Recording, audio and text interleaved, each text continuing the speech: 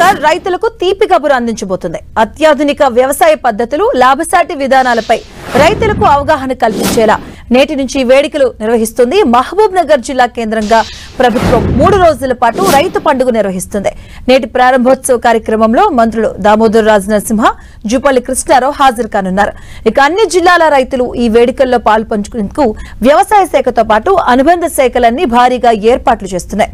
దీని ద్వారా రైతులకు ఆధునిక వ్యవసాయ పద్ధతులు, లాభసాటి విధానాలు, వివిధ పంట ఉత్పత్తులపై అవగాహన కల్పించేందుకు వివిధ కార్యక్రమాలు నిర్వహిస్తారు.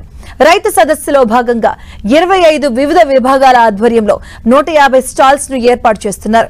వ్యవసాయ శాస్త్రవేత్తలతో పాటు వివిధ జిల్లాల నుంచి ఆదర్శ రైతులు ఈ సదస్సులో పాలు పంచుకుంటారు. ఇక యూనివర్సిటీలతో పాటు వ్యవసాయ అనుబంధ శాఖలన్నీ ఇందులో పాల్గొంటాయి. అన్ని రైతు వేదికల్లో వీడియో కాన్ఫరెన్స్ యూనిట్లను అమర్చనుంది. ఇక తొలి విడతగా 110 అసెంబ్లీ నియోజకవర్గాల్లో 2601 రైతు వేదికల నుంచి రైతులు వీడియో కాన్ఫరెన్స్ ద్వారా మాట్లాడే ఏర్పాట్లు చేసింది. మరోవైపు ఈ రైతు పండుగ కార్యక్రమంలో భాగంగా మరో కీలక ప్రకటన చేయనుంది ప్రభుత్వం. ఇప్పటికే 18,000 కోట్ల రైతు రుణమాఫీ చేసినటువంటి ప్రభుత్వం ఈ సభ ద్వారా మరో 3,000 కోట్ల రుణమాఫీని ప్రకటించే అవకాశం ఉంది.